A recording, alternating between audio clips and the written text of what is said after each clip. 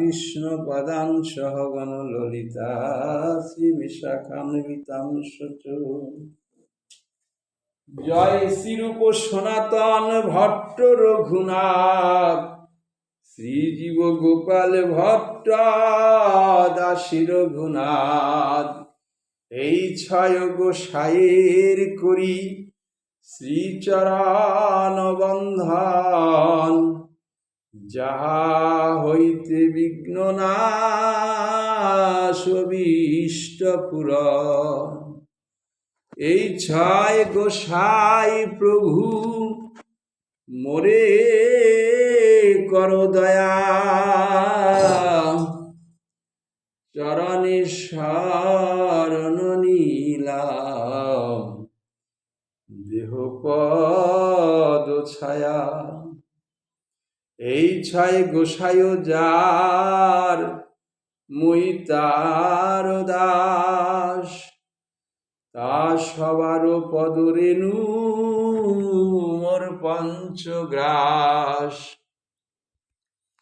তাদের চরণ সেবী ভক্ত সনিবাস, জনমে জনমে মোর এই অভিলাষ।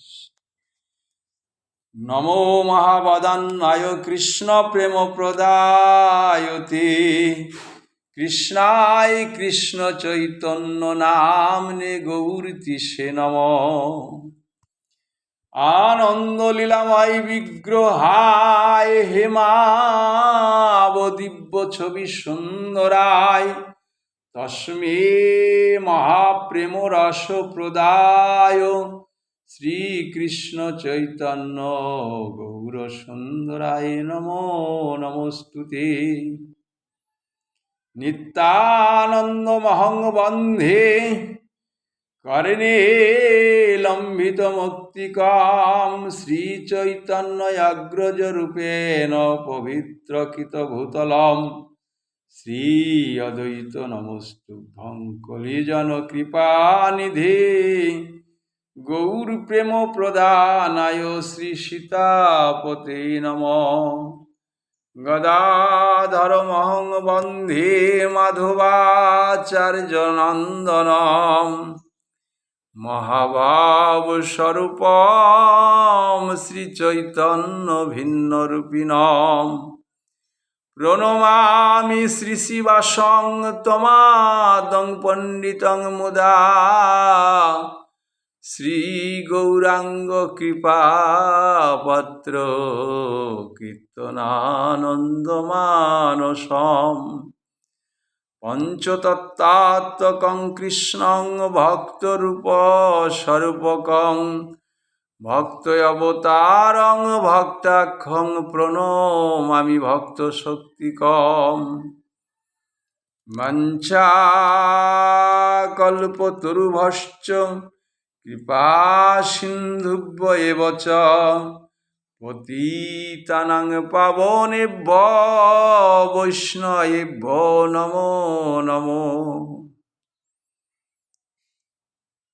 জয় রাধে শ্যাম রাধা প্রাণবল্লভ ব্রজ গোপাল, জয় জয় শ্রী রাধে রাধে নিতাই গৌর হরিবল হরিবল। আজ বৃহস্পতিবার 12ই ভাদ্র 1431 সন। আগামীকাল দ্বাদশী ব্রত বৈষ্ণবদের, তাই সুধী ভক্ত মণ্ডলী আগামী দিন শুক্রবার 13ই ভাদ্র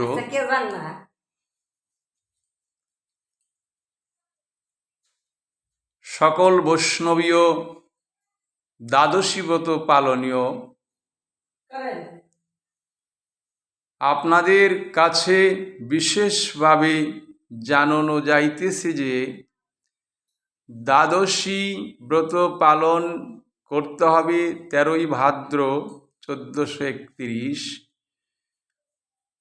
পরের দিন শনিবার 9:32 পর্যন্ত পারণের টাইম। সূর্য উদয় থেকে 9:32 মধ্যে পারণ করতে হবে। নিতাই গৌর হরিবল হরিবল। সকলেরই জানা, তবুও আপনাদের স্মরণ করিয়ে দিলাম। এখন দশম স্কন্ধ থেকে আমরা শ্রীমদ্ ভাগবত পাঠ শ্রবণ করব। সেটা বেণীমাধব শীলের রচিত বিশ্বরূপ দর্শনে যশোমতী মায়ের ভয়। নারায়ণং নমস্কৃত্যং নরৈ চৈব নরোত্তমং দেবীং সরস্বতীং ব্যাসং ততো জয়মুদীরয়ত। প্রাতে উঠিয়া গিদিন শ্রীকৃষ্ণ জননী স্তনপান করান লইয়া কোলে নীলমণি। শ্রীহরি যে বিবেচনা করেন ওই অন্তরে, বারে তো দেখাবো মায়ায় আমি জননীরে। ইহা ভাবি হাই তুলিলেন কোলে বসি, বদনে ব্রহ্মাণ্ড দেখে নন্দের মহিষী। স্বর্গ মর্ত পাতাল প্রভৃতি শশী রবি, গো মহিষ অজা ব্যগ্র মানব মানবী। যত সৃষ্টি করেছেন ব্রহ্মা প্রজাপতি, সেই সব জীব জন্তু দেখে যশোমতী। মুখমধ্য নন্দগব আসে যে আপনি, ভয় পেয়ে ডাকে কোথা আয় গো রোহিণী। শুনিয়া রোহিণী দ্রুত আইল কাছেতে, যশোমতী রোহিণীরে লাগিল কহিতে। কোলে বসি হাই তুলিল যে নীলমণি, বদনেতে ত্রিভুবন দেখুনু আপনি। মা যশোমতী তার নন্দলালাকে স্তনপান করাচ্ছেন, এমত অবস্থায় হাই তুলেছে। তখন মা যশোমতী তার বদনে দেখতে পেল বিশ্ব ব্রহ্মাণ্ডের সমস্ত কিছু, ব্রহ্মার সৃষ্টি যত জীব আছে, এমনকি নন্দ মহারাজ, তার ধেনুবৎস গাভী নদনালা, এবং মা যশোমতী নিজেও তার গোপালের মুখর মণ্ডলে অবস্থিত রয়েছেন। এই দৃশ্য দেখে মা যশোমতী ভয় পেয়ে গেল, আমার গোপালের কি হলো, এ কি দৃশ্য আমি দেখলাম। তৎক্ষণাৎ সেই তার রোহিণী দিদিকে ডাকলো, ও দিদি, বলরামের মা রোহিণী দিদি তাকে ডাকলো, তাড়াতাড়ি এসো দিদি, দেখো দেখো আমার নীলমণির মুখমণ্ডলে আমি কি দেখতে পেয়েছি, দেখো এসব লীলা। দেখিয়া আমার বড় মনে হইল ভয়, শুনিয়া রোহিণী যশোদার প্রতি কয়। যশোমতীর কথা শুনে রোহিণী দিদি যশোমতীকে বোঝাচ্ছে, কদাচিৎ ভয় তুমি না ভাবিও মনে, ওই সব হয় জন্ম নক্ষত্রের গুণে। তুমি যশোমতী কোনো ভয় পেও না, এ সমস্ত লীলা দর্শন করায় জন্ম নক্ষত্রের গুণে। তোমার নীলমণি কোলে পেয়েছ শুভ নক্ষত্র রোহিণী নক্ষত্রে অষ্টমী তিথিতে, সেই জন্য জন্ম নক্ষত্রের গুণে তোমার ওইসব লীলা দেখাচ্ছে। শুনিয়া যশোদা হয় হরষিতমতী। রোহিণীর মুখে এই কথা শুনে মা যশোমতী আনন্দিত হলো, বাহ, আমার গোপাল ভালো। কোলেতে লইয়া পুত্র স্তন দেন সতী, মহাসুখে নন্দ রানী থাকেন ব্রজেতে।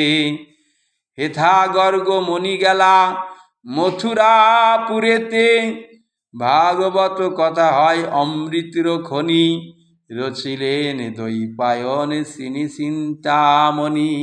নিতাই গৌর হরিবল হরিবল। গর্গমুনি মা যশোমতীর গোপালের নামকরণ করেছিল।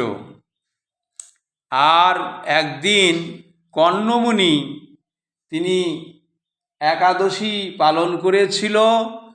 দ্বাদশীতে নন্দ মহারাজের গৃহে এসে ডাকছিল, ওগো নন্দ মহারাজ গৃহে আছেন?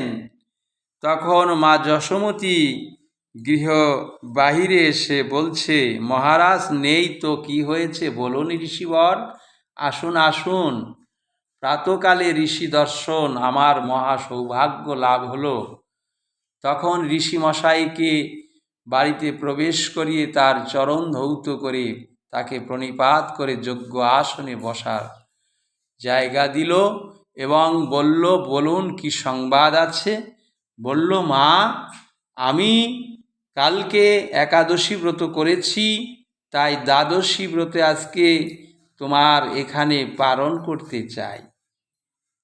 মা যশোমতী বলল, খুব ভালো কথা, মহারাজ নেই তো কি হয়েছে, আপনার পারণের যা কিছু দ্রব্যাদি লাগে আমি এক্ষুনি সমস্ত দ্রব্য আদি জোগাড় করে দিচ্ছি, আপনি বসুন, এক্ষুনি আপনি পরমান্ন রন্ধন করে আপনি পালন করুন। এইভাবে মা যশোমতী দুগ্ধ শর্করা যাবতীয় জোগাড় করে দিল এবং উনুন লেপন করে দিল, সমস্ত দ্রব্যের ব্যবস্থা করে দিয়ে সেই কর্ণমণিকে বলল, হে ঋষিবর আপনি রন্ধন করুন। সেই রন্ধন করতে লাগলো। রন্ধন সমাপ্ত করে স্বর্ণ থালায় সেই পরমান্ন নিয়ে সে গোপালায় নম বলে গঙ্গাজল তুলসী দিয়ে সে ভগবান শ্রীহরিকে নিবেদন করল। আর গোপাল তার সম্মুখে আছে মা যশোদার কোলে। সে গোপাল বলল, আমি সম্মুখে থেকে যদি এই ঋষির মনের বাসনা পূর্ণ না করি, তাহলে কি করে আমি সেই গোপাল নাম রাখব? ভক্ত বাঞ্ছা কল্পতরু আমার নাম কি করে হবে সার্থক? সেই জন্য গোপালায় নম বলে যখন কর্ণ ঋষি সেই ভোগ নিবেদন করেছে, সঙ্গে সঙ্গে গোপাল মা যশোদার সেই নন্দলালা তিনি এসে সেই পরমান্ন গ্রহণ করছে। তিনি নয়ন খুলে, কর্ণমণি যখন নয়ন খুলে দেখতে পেল, দেখে যশোমতীর সন্তান নীলমণি সে পরমান্ন গ্রহণ করছে। মনে মনে তার রাগ হলো, এ কি, আমার ভগবান শ্রীহরিকে আমি নিবেদন করলাম আর যশোমতীর পুত্র এসে নষ্ট করে দিল, ভালো লাগছে না। যশোমতী তুমি কোথায় আছো? দেখো দেখো তোমার পুত্রের কাণ্ড। তখন মা যশোমতী অবাক হয়ে সেই গোপালকে নিয়ে চলে গেল। বলল, হে ঋষিবর আপনি ক্ষমা করুন, আমার গোপালকে কোনো আশীর্বাদ দিবেন না, আমার একমাত্র নীলমণি অপরাধ করেছে। আপনার সামগ্রী আমি আবার পুনরায় জোগাড় করে দিচ্ছি, উনুন লেপন করে দিচ্ছি, আপনি পুনরায় রন্ধন করুন। এইভাবে সান্ত্বনা দিয়ে ঋষিকে পুনরায় আবার সেই পরমান্ন রন্ধনের ব্যবস্থা করে দিল মা যশোমতী। ঋষিবর অগত্যা আর কি করবে, সে তখন রন্ধন শুরু করল।